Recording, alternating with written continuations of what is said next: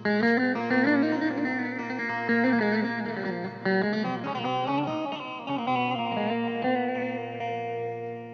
bu parçamız Mehmet Çoban'dan abisi Afyon'da Özbay Yapı İnşaat Murat Özbay kardeşimize gelsin. Saygılar, selamlar.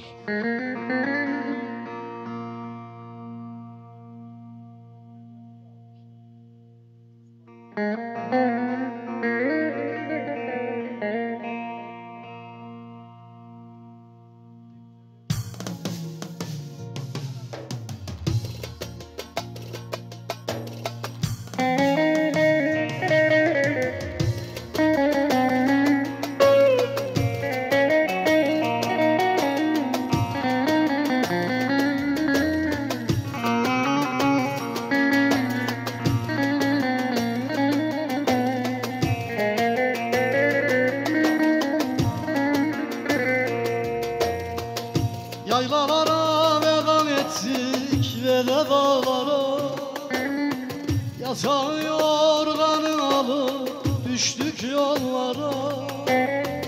Külü çemeni değiştik kör betonlara. Köyü düşündükçe anam içim yanıyor. Yanıyor da canım anam, yürek yanıyor.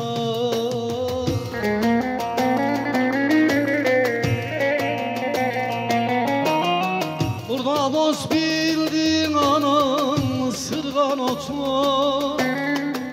Elini tuttun bil ki elim yanıyor. Şeref ekmek bulamazken şerefsiz budur. Götürdükçe benim anam içim yanıyor. Yanıyor da ciğer halim, yürek yanıyor.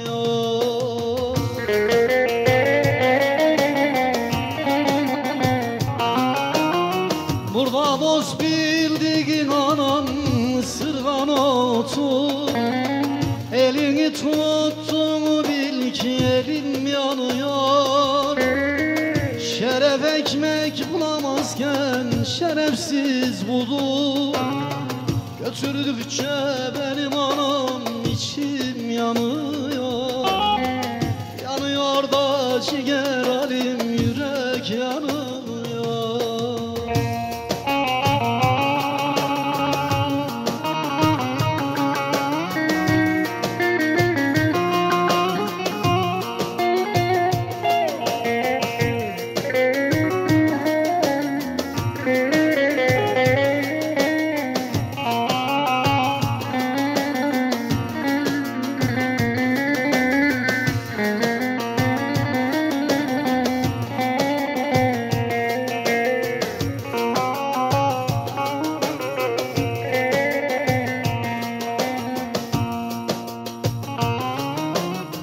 Gülsüm güllere sumana suda rastlama.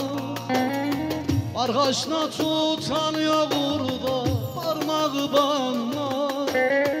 Yaylalarda kuzularla gezip dolaşmak. Aklıma geldikçe anam içim yanıyor. Yanıyor da benim anam, yürek yanıyor.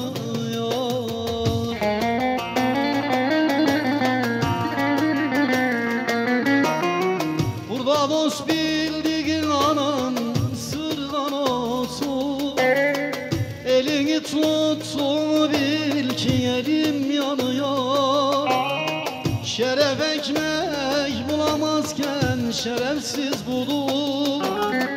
Götürdükçe benim anam içim yanıyor.